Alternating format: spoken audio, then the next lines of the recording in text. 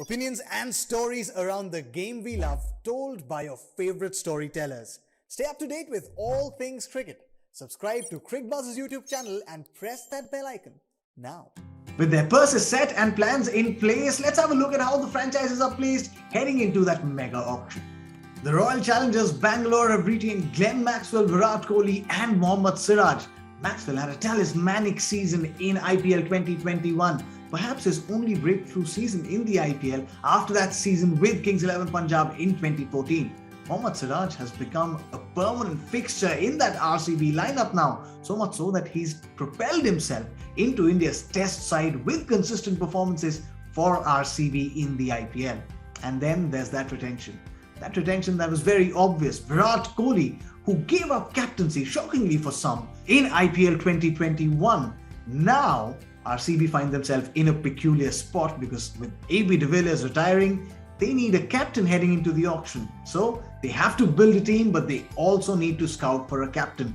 So don't be surprised if they splurge a little bit extra on options like Shreyas Iyer, David Warner, who are both proven leaders in the ipL and can be a very good fit for the RCB.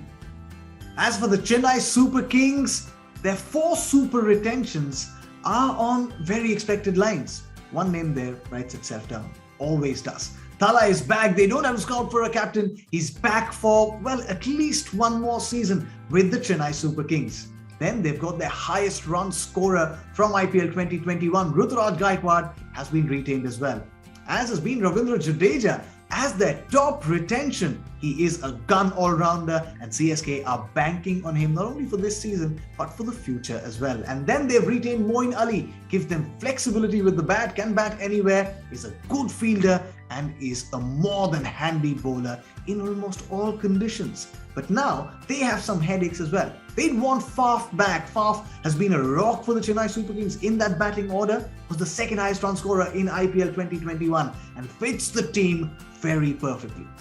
Then there's Shardul Thakur, whose stock is on the rise almost always.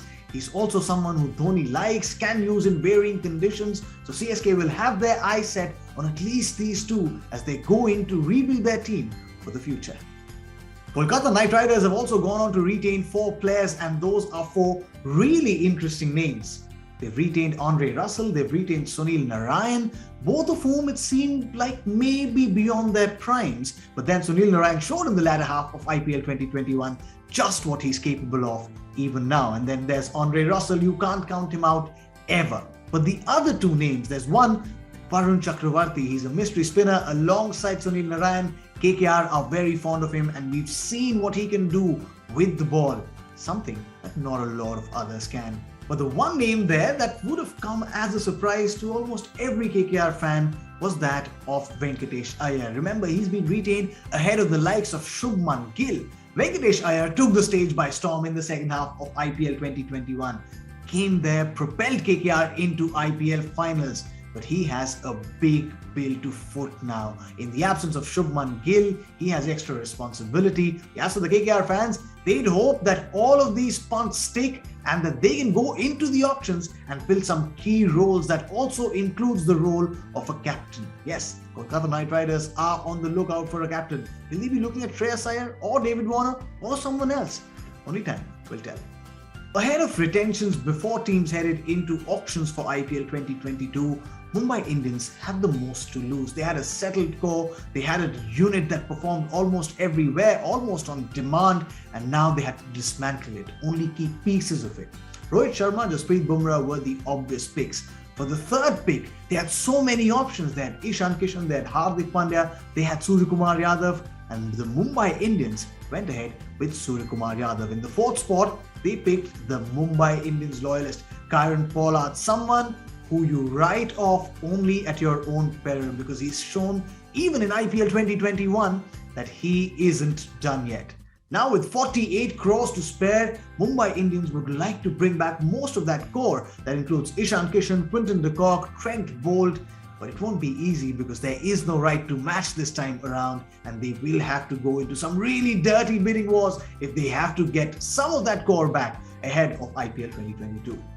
Rajasthan Royals are banking big on Sanju Samson, who is their first retention. The director of cricket, Kumar Sangakkara, has also placed his faith in the leadership of Sanju Samson, in whom they see growth not only as a batter but also as a leader.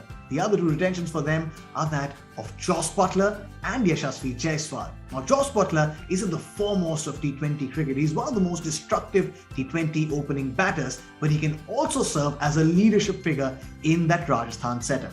As for Yashasvi Jaiswal, RR have always been known to back young talent. Yashasvi is a fine young talent, and we may just see him flower now with the backing of the Rajasthan Royals.